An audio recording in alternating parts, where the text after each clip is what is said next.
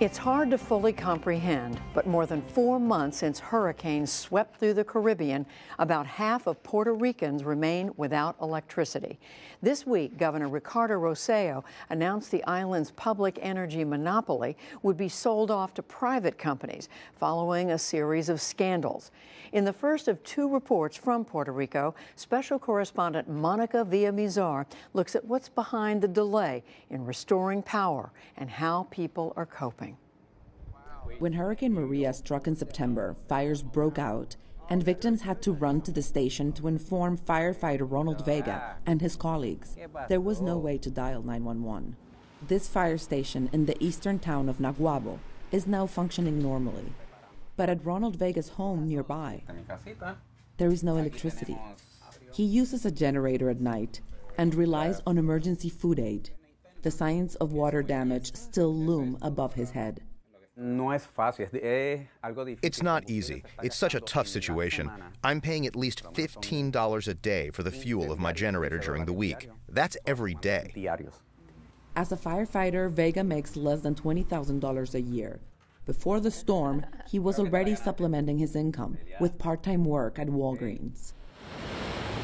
4 months after the storm, about 450,000 of the 1.5 million electricity customers are without service. Blackouts occur regularly for hours at a time, even in San Juan. Outside the capital, destruction remains. In Salinas, home to the island's largest power plant, barber Julio Ortiz set up shop at a ruined gas station. It took him 3 months to find an inverter to connect his razors to the car battery. People have to survive one way or another. I have to make it happen somehow, because, you know, money doesn't grow on trees. The response here remains an emergency. The U.S. Army Corps of Engineers coordinates repairs by private contractors using dollars from FEMA, the Federal Emergency Management Agency. We are standing at the laydown yard where all our larger items come into. The Army Corps oversees materials distributed across the island. But under the Federal Stafford Act, FEMA is only allowed to restore infrastructure exactly as it was before a disaster. In some cases, materials in Puerto Rico were so outdated that the Corps had to get them made especially for the island, furthering delays. It really doesn't allow to do more resilient or hardening work that Puerto Rico's grid definitely needs. Colonel John Lloyd directs the Army Corps' operation from the headquarters of the electric utility. So what's the point of restoring it to something old and essentially, in bad shape? The work that we are doing it brings it up to code. In many cases, the grid wasn't to current code. And when do you think everybody will have power again? We'll slowly get more customers online. I think by the middle of March, end of March, we're going to see the majority of customers with power.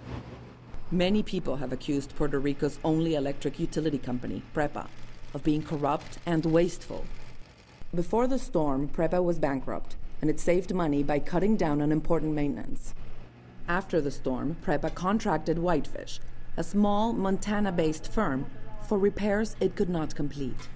The contract was canceled, but PREPA still has to pay Whitefish more than $100 million for work done. And then this week, Puerto Rican governor announced that PREPA will be privatized over the next 18 months.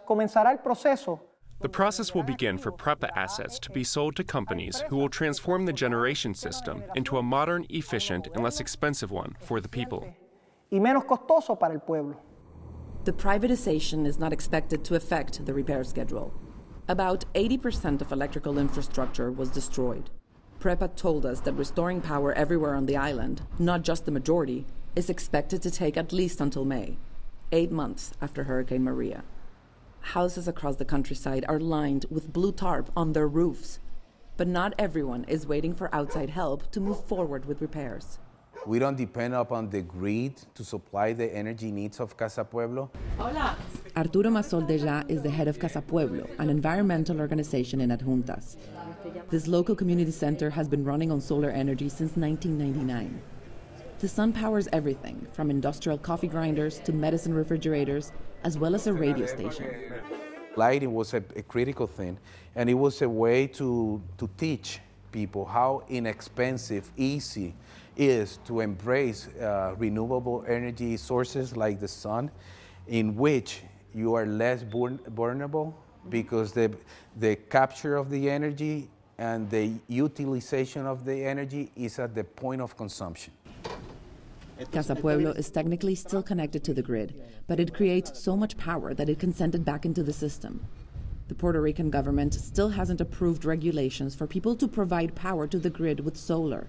In addition to the costs of infrastructure, that's one more barrier to making alternative energy widespread.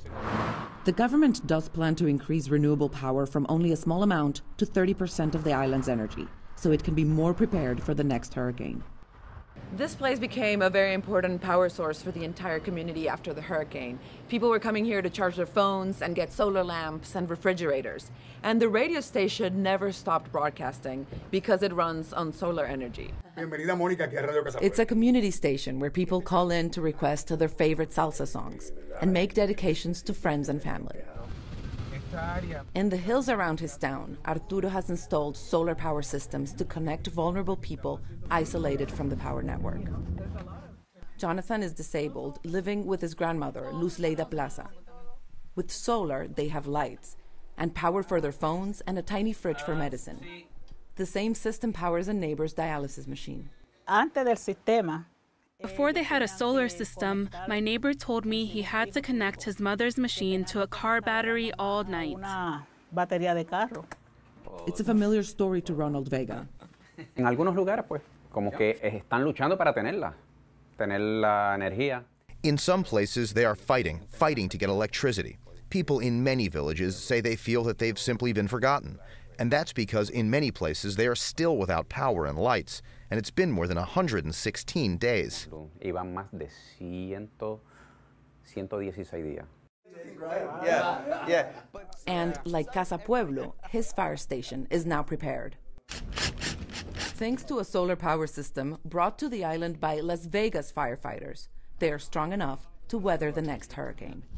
For the PBS NewsHour, I'm Monica Villamizar in Puerto Rico. And in the coming days, we'll continue our series after the storms with additional reports from Puerto Rico and from Texas.